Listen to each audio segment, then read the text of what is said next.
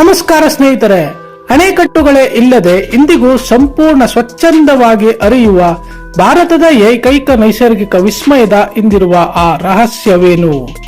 ಜಾಗತಿಕ ಮಟ್ಟದ ವಿಜ್ಞಾನಿಗಳನ್ನೇ ಬೆರಗುಗೊಳಿಸಿ ಅಂತಾರಾಷ್ಟ್ರೀಯ ರಾಮನ್ ಸ್ಥಾನದ ಗೌರವ ಪಡೆದ ಈ ನದಿಯ ಕತೆ ನಿಜಕ್ಕೂ ರೋಮಾಂಚನಕಾರಿ. ಆಧುನಿಕ ಜಗತ್ತಿನ ಕಾಂಕ್ರೀಟ್ ಗೋಡೆಗಳಿಗೆ ಬಲಿಯಾಗದೆ ತನ್ನ ಅಸ್ತಿತ್ವವನ್ನು ತಾನೇ ಉಳಿಸಿಕೊಂಡು ಬಂದ ಅಗನಶನೀಯ ಕುತೂಹಲಕಾರಿ ಸಂಗತಿಗಳು ಇಲ್ಲಿವೆ.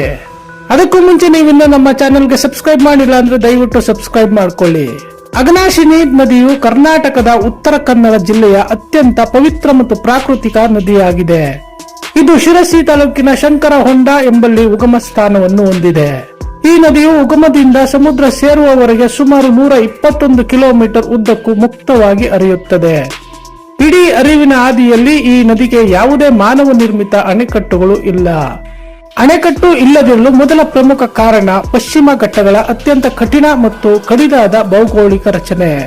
ಈ ನದಿಯು ದಟ್ಟವಾದ ನಿತ್ಯಾರಣ್ಯ ಕಾಡುಗಳ ಮಧ್ಯೆ ಹಳ್ಳಕೊಳ್ಳಗಳನ್ನು ಸೃಷ್ಟಿಸುತ್ತಾ ಸಾಗುತ್ತದೆ.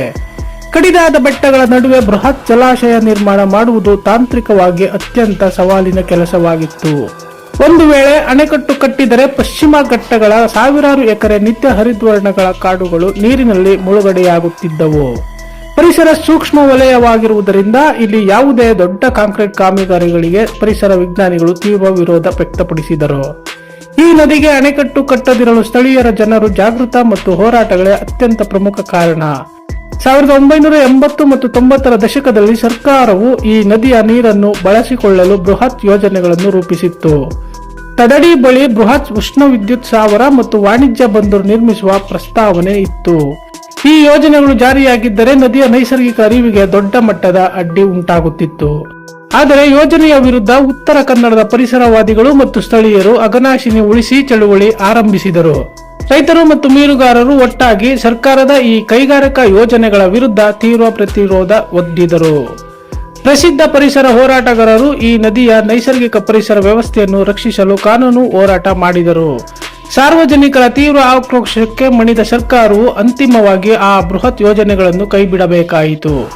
ಅಘನಾಶಿನಿ ನದಿಯ ಅಳಿವೆ ಭಾಗವು ಜಗತ್ತಿನ ಅತ್ಯಂತ ಶ್ರೀಮಂತ ಜೀವ ವೈವಿಧ್ಯ ವಲಯಗಳಲ್ಲಿ ಒಂದಾಗಿದೆ.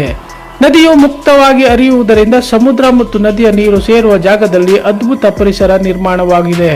ಇಲ್ಲಿ ಬೆಳೆಯುವ ಅಪರೂಪದ ಮ್ಯಾಂಗ್ರೋವ್ ಕಾಡುಗಳು ಅಥವಾ ಕಂಡ್ಲಾವನಗಳು ಸಮುದ್ರದ ಸವೆತವನ್ನು ತಡೆಯುತ್ತದೆ. ಅಣೆಕಟ್ಟು ಇಲ್ಲದಿರುವುದರಿಂದ ನದಿಯು ಹೊತ್ತು ತರುವ ಪೌಷ್ಟಿಕಾಂಶಗಳು ನೇರವಾಗಿ ಸಮುದ್ರದ ಅಂಚನ್ನು ಸೇರುತ್ತವೆ. ಈ ಪೌಷ್ಟಿಕಾಂಶಗಳು ಜಲಚರಗಳ ಸಂತಾನೋತ್ಪತ್ತಿಗೆ ಅತ್ಯಂತ ಸೂಕ್ತವಾದ ವಾತಾವರಣವನ್ನು ಕಲ್ಪಿಸಿಡುತ್ತದೆ. ಅಘನಾಶಿನಿ ಅಳಿವೆ ಭಾಗದಲ್ಲಿ ನೈಸರ್ಗಿಕವಾಗಿ ಸಿಗುವ ಕಪ್ಪೆ ಚಿಪ್ಪುಗಳ ಪ್ರಮಾಣ ಇಡೀ ದೇಶದಲ್ಲೇ ಹೆಸರಾಗಿದೆ. ಸಾವಿರಾರು ಬಡ ಮೀನುಗಾರರ ಕುಟುಂಬಗಳು ಕೇವಲ ಈ ಕಪ್ಪೆ ಚಿಪ್ಪುಗಳನ್ನು ಆಯ್ದು ಜೀವನ ನಡೆಸುತ್ತಿದ್ದಾರೆ. ಒಂದು ವೇಳೆ ಅಣೆಕಟ್ಟು ನಿರ್ಮಿಸಿದ್ದರೆ ನದಿಯ ನೀರಿನ ವೇಗ ಮತ್ತು ಸಿಹಿ ನೀರಿನ ಪ್ರಮಾಣ ಬದಲಾಗುತ್ತಿತ್ತು. ಸಿಹಿ ನೀರಿನ ಹರಿವು ಕಡಿಮೆಯಾದರೆ ಕಪ್ಪೆ ಚಿಪ್ಪುಗಳು ಮತ್ತು ಏಡಿಗಳ ಸಂತತಿ ಸಂಪೂರ್ಣವಾಗಿ ನಾಶವಾಗುತ್ತಿತ್ತು. ಇದು ನೇರವಾಗಿ ಸ್ಥಳೀಯ ಮೀನುಗಾರರ ಆರ್ಥಿಕ ಪರಿಸ್ಥಿತಿಯ ಮೇಲೆ ದೊಡ್ಡ ಹೊಡೆತ ನೀಡುತ್ತಿತ್ತು. ನದಿಯ ಮುಕ್ತ ಹರಿವು ಸಾಂಪ್ರದಾಯಿಕ ಮೀನುಗಾರಿಕೆಯನ್ನು ಇಂದಿಗೂ ಜೀವಂತವಾಗಿಟ್ಟಿದೆ. ಅಘನಾಶಿನಿ ನದಿಯ ತೀರದಲ್ಲಿ ಯಾವುದೇ ರಾಸಾಯನಿಕ ಸೂಸುವ ಬೃಹತ್ ಕಾರ್ಖಾನೆಗಳು ಇಲ್ಲ. ಹೀಗಾಗಿ ಈ ನದಿಯ ನೀರು ಭಾರತದ ಇತರೆಲ್ಲ ನದಿಗಳಿಗಿಂತ ಅತ್ಯಂತ ಸ್ವಚ್ಛ ಮತ್ತು ಮಾಲಿನ್ಯರಹಿತವಾಗಿದೆ. ಅಣೆಕಟ್ಟುಗಳು ಇಲ್ಲದಿರುವುದರಿಂದ ನದಿಯ ನೀರು ತನ್ನ ನೈಸರ್ಗಿಕ ವೇಗ ಮತ್ತು ಸೌಂದರ್ಯವನ್ನು ಕಾಯ್ದುಕೊಂಡಿದೆ.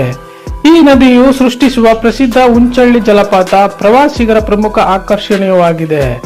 ಯಾವುದೇ ತಡೆ ಇಲ್ಲದೆ ಧುಮ್ಮಿಕ್ಕುವ ಈ ಜಲಪಾತದ ಸೌಂದರ್ಯ ಪ್ರಕೃತಿ ಪ್ರೇಮಿಗಳನ್ನು ಸೆಳೆಯುತ್ತದೆ.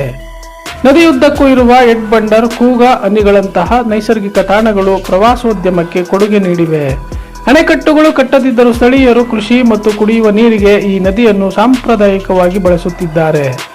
ನದಿಯ ನೈಸರ್ಗಿಕ ಹರಿವಿನಿಂದಾಗಿ ಸುತ್ತಮುತ್ತಲಿನ ಅಂತರ್ಜಲ ಮಟ್ಟವು ಯಾವಾಗಲೂ ಸ್ಥಿರವಾಗಿರುತ್ತದೆ. ಉತ್ತರ ಕನ್ನಡ ಜಿಲ್ಲೆಯ ಕರಾವಳಿ ಭಾಗದ ಬಾವಿಗಳಲ್ಲಿ ಬೇಸಿಗೆಯಲ್ಲೂ ನೀರು ಬತ್ತದೇ ಇರಲು ಅಘನಾಶಿನಿ ಕಾರಣ. ಅಣೆಕಟ್ಟು ನಿರ್ಮಿಸಿದರೆ ನದಿಯ ಪಾತ್ರ ಬದಲಾಗಿ ಕೃಷಿ ಭೂಮಿಗೆ ಲವಣಯುಕ್ತ ನೀರು ನುಗ್ಗುವ ಅಪಾಯವಿರುತ್ತದೆ. ಪ್ರಕೃತಿಯನ್ನು ಪ್ರಕೃತಿಯಾಗಿಯೇ ಉಳಿಸಬೇಕು ಎಂಬ ಕರಾವಳಿಯ ಜನರ ದೂರದೃಷ್ಟಿಯೇ ಈ ನದಿಯನ್ನು ರಕ್ಷಿಸಿದೆ. ಈ ನದಿಯ ಮುಕ್ತ ಹರಿವಿನಿಂದಾಗಿ ಇಲ್ಲಿನ ಮಣ್ಣಿನ ಫಲವತ್ತತೆ ಇಂದಿಗೂ ಜೀವಂತವಾಗಿದೆ. ಅಘನಾಶಿನಿ ನದಿಯ ಜೈವಿಕ ಪ್ರಾಮುಖ್ಯತೆಯನ್ನು ಜಾಗತಿಕ ಮಟ್ಟದ ವಿಜ್ಞಾನಿಗಳು ದೃಢಪಡಿಸಿದ್ದಾರೆ. ಭಾರತೀಯ ವಿಜ್ಞಾನ ಸಂಸ್ಥೆಯ ತಜ್ಞರು ಈ ನದಿಯ ಪರಿಸರದ ಕುರಿತು 16 ಸಂಶೋಧನೆಗಳನ್ನು ಮಾಡಿದ್ದಾರೆ. ಅಣೆಕಟ್ಟು ಮುಕ್ತ ನದಿಗಳು ಪರಿಸರ ಸಮತೋಲನಕ್ಕೆ ಎಷ್ಟು ಮುಖ್ಯ ಎಂಬುದಕ್ಕೆ ಅಘನಾಶಿನಿ ಅತ್ಯುತ್ತಮ ಉದಾಹರಣೆ. ಜಾಗತಿಕ ತಾಪಮಾನದ ಈ ನದಿಗಳಲ್ಲಿ ಇಂತಹ ನೈಸರ್ಗಿಕ ನದಿಗಳ ಪಾತ್ರ ಅತ್ಯಂತ ದೊಡ್ಡದಾಗಿದೆ. ಈ ಎಲ್ಲಾ ಕಾರಣಗಳಿಂದಾಗಿಯೇ ಇತ್ತೀಚೆಗೆ ಅಘನಾಶಿನಿ ನದಿಗೆ ಜಾಗತಿಕ ಮಟ್ಟದ ಅತಿದೊಡ್ಡ ಮಾನ್ಯತೆ ಸಿಕ್ಕಿದೆ. ಅಘನಾಶಿನಿ ಅಳಿವೆ ಪ್ರದೇಶವನ್ನು ಅಂತಾರಾಷ್ಟ್ರೀಯ ಪ್ರಾಮುಖ್ಯತೆಯ ರಾಮನ್ಸ್ ತಾಣ ಎಂದು ಘೋಷಿಸಲಾಗಿದೆ. ಇದು ಉತ್ತರ ಕನ್ನಡ ಜಿಲ್ಲೆಗೆ ಮತ್ತು ಇಡೀ ಕರ್ನಾಟಕಕ್ಕೆ ಸಂದ ಅತಿ ದೊಡ್ಡ ಗೌರವವಾಗಿದೆ. ರಾಮನ್ಸ್ ಮಾನ್ಯತೆ ಸಿಕ್ಕಿರುವುದರಿಂದ ಈ ನದಿಯ ಸುತ್ತಮುತ್ತ ಇನ್ನು ಮುಂದೆ ಬೃಹತ್ ಅಣೆಕಟ್ಟು ಅಥವಾ ಕೈಗಾರಿಕಾ ಸ್ಥಾಪನೆ ಸಾಧ್ಯವಿಲ್ಲ. ಅಂತಾರಾಷ್ಟ್ರೀಯ ನಿಯಮಗಳ ಪ್ರಕಾರ ಈ ನದಿಯ ನೈಸರ್ಗಿಕ ಸ್ವರೂಪವನ್ನು ಹೀಗೆಯೇ ರಕ್ಷಿಸಬೇಕಾಗುತ್ತದೆ. ಈ ಜಾಗತಿಕ ಮಾನ್ಯತೆಯು ನದಿಯನ್ನು ನಂಬಿದ ಸಾವಿರಾರು ಮೀನುಗಾರರ ಬದುಕಿಗೆ ಕಾನೂನುಬದ್ಧ ರಕ್ಷಣೆ ನೀಡಿದೆ. ಅಘನಾಶಿನಿ ಎಂದರೆ ಪಾಪವನ್ನು ನಾಶ ಮಾಡುವವಳು ಎಂಬ ಧಾರ್ಮಿಕ ನಂಬಿಕೆಯು ಜನರಲ್ಲಿದೆ. ನದಿಯ ಸ್ವಚ್ಛತೆಯೇ ಇಲ್ಲಿನ ಜನರ ದೈವಿಕ ಭಕ್ತಿಗೆ ಸಾಕ್ಷಿಯಾಗಿದೆ.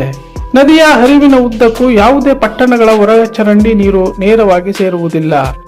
ಅಣೆಕಟ್ಟುಗಳು ಇಲ್ಲದಿರುವುದರಿಂದ ನದಿಯ ಹೂಳು ತುಂಬಿಕೊಳ್ಳಲು ಸಮಸ್ಯೆ ಉದ್ಭವಿಸಿಲ್ಲ. ಪ್ರತಿ ಮಳೆಗಾಲದಲ್ಲೂ ನದಿಯು ತನ್ನ ಪಾತ್ರವನ್ನು ತಾನೇ ಸ್ವಚ್ಛಗೊಳಿಸುತ್ತಾ ಸಾಗುತ್ತದೆ. ಪ್ರವಾಹ ಬಂದಾಗ ನೀರು ಯಾವುದೇ ಅಡೆತಡೆಯಿಲ್ಲದೆ ನೇರವಾಗಿ ಸಮುದ್ರ ಸೇರುತ್ತದೆ. ಅಣೆಕಟ್ಟುಗಳಿದ್ದರೆ ದಿಢೀರ್ ನೀರು ಬಿಟ್ಟಾಗ ಉಂಟಾಗುವ ಕೃತಕ ಪ್ರವಾಹ ಭೀತಿ ಇಲ್ಲಿನ ಜನರಿಗಿಲ್ಲ. ಈ ನದಿಯ ಇಕ್ಕೆಲಗಳಲ್ಲಿ ಬೆಳೆಯುವ ಸಾಂಪ್ರದಾಯಿಕ ಗಜ್ಜಿನಿ ಬೇಸಿಗೆ ಭತ್ತದ ಕೃಷಿಗೆ ಪ್ರಸಿದ್ಧವಾಗಿದೆ. ಉಪ್ಪು ನೀರು ಮತ್ತು ಸಿಹಿ ನೀರಿನ ಸಮತೋಲನವು ಈ ಗಜ್ಜಿನಿ ಕೃಷಿಗೆ ಅತ್ಯಂತ ಅವಶ್ಯಕವಾಗಿದೆ. ಅಣೆಕಟ್ಟು ಇಲ್ಲದ ಕಾರಣ ಈ ನೈಸರ್ಗಿಕ ಸಮತೋಲನವು ನೂರಾರು ವರ್ಷಗಳಿಂದ ಹಾಗೆ ಉಳಿದುಕೊಂಡಿದೆ. ಅಘನಾಶಿನಿ ನದಿಯ ಅಳಿವೆ ಭಾಗವು ಹಕ್ಕಿಗಳ ವಲಸೆಗೆ ಅತ್ಯಂತ ಪ್ರಸಿದ್ಧವಾದ ತಾಣವಾಗಿದೆ. ಚಳಿಗಾಲದಲ್ಲಿ ಸಾವಿರಾರು ವಿದೇಶಿ ಹಕ್ಕಿಗಳು ಆಹಾರ ಮತ್ತು ಸಂತಾನೋತ್ಪತ್ತಿಗಾಗಿ ಇಲ್ಲಿಗೆ ಬರುತ್ತವೆ. ಮ್ಯಾಂಗ್ರೋವ್ ಕಾಡುಗಳು ಮತ್ತು ಕಪ್ಪೆ ಚಿಪ್ಪುಗಳು ಈ ಪಕ್ಷಿಗಳಿಗೆ ಉತ್ತಮ ಆಹಾರದ ಮೂಲವಾಗಿವೆ. ಅಣೆಕಟ್ಟು ನಿರ್ಮಾಣವಾಗಿದ್ದರೆ ಈ ಪಕ್ಷಿ ಸಂಕುಲದ ವಲಸೆ ಹಾದಿಯೇ ತಪ್ಪಿ ಹೋಗುತ್ತಿತ್ತು.